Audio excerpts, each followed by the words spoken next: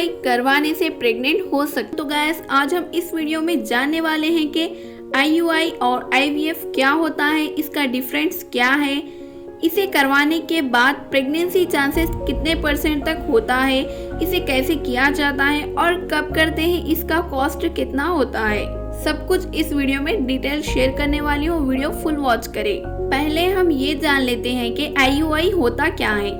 Intra uterine insemination यानी कि female के यूट्रस के अंदर मेन के स्पर्म्स को डाला जाता है, लेकिन हस्बैंड के स्पर्म को वॉश करके जो बेस्ट मोटाइल स्पर्म्स होते हैं उसे वाइफ के यूट्रस में डाला जाता है।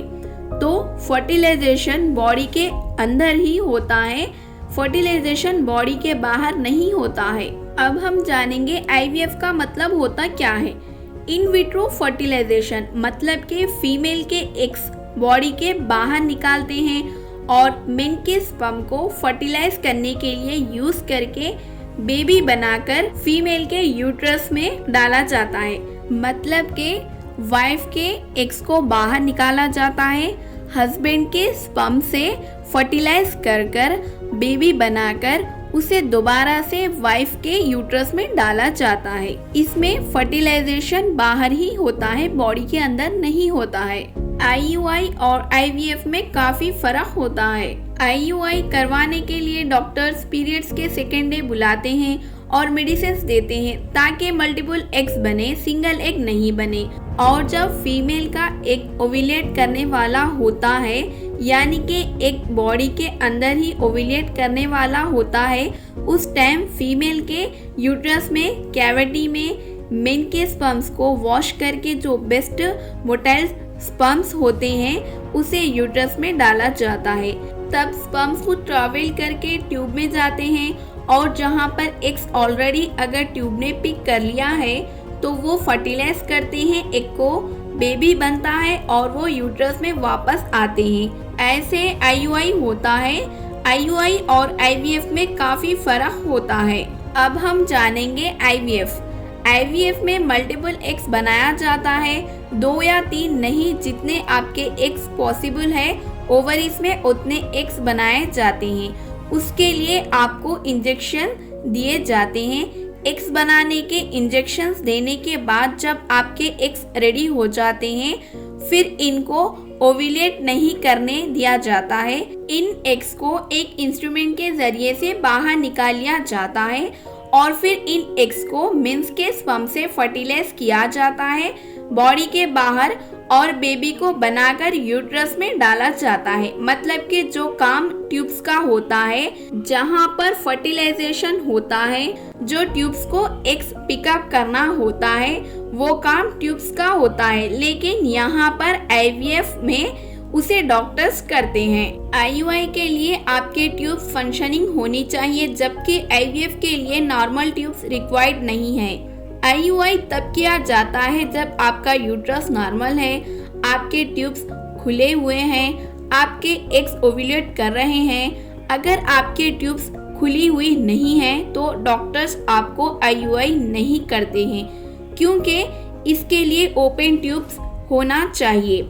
IUI की गिन चुन के 2-3 ही इंडेक्शंस होते हैं। जब आपका अनएक्सप्लेन्ड इनफर्टिलिटी, जब आपको सब कुछ नॉर्मल है, यूट्रस नॉर्मल है, एक रिलीज हो रहा है, ट्यूब्स नॉर्मल है, फिर भी अगर प्रेगनेंसी नहीं हो रही है तब उसको अनएक्सप्लेन्ड फर्टिलिटी कहते हैं। तब आपका IUI कराने का फायदा होता है। अगर आपकी बहुत ही माइल्ड एंड्रोमेट्रोसिस है तब IUI कराने का फायदा है, या फिर आपके हस्बैंड के रिपोर्ट्स में माइल्ड इशू है, हल्के से काउंट में इशू है, हल्का सा स्पर्म की मोटेलिटी में इशू है, तब IUI कराने का फायदा है। अगर आपके ट्यूब्स ब्लॉक है, हस्बैंड के स्पर्म सीवियर इशू है, अगर आपका लो AMH है, आपका कोई और कारण है, यानी कि प्रेगनेंसी के लिए ट्राई कर रहे हैं, काफी लंबा टाइम हो चुका है, 5-6 इयर्स हो चुके हैं, तब आपका IUI कराने का कोई फायदा नहीं है। तब आपको IVF कराना ही बेटर रहेगा। अब हम बात करेंगे कि इसका कॉस्ट क्या होता है, टाइम टू प्रेगनेंसी और सक्सेस रेट क्या होता है। IUI IVF से 10 गुना ज्यादा सस्ता होता है। अगर IVF में आपको 1.5 लाख का खर्चा आता है तो IUI में मैक्सिमम आपका 10 से 20 हजार तक ही का खर्चा आता है। सब कुछ मिलाकर तो IUI IVF से काफी सस्ता होता है।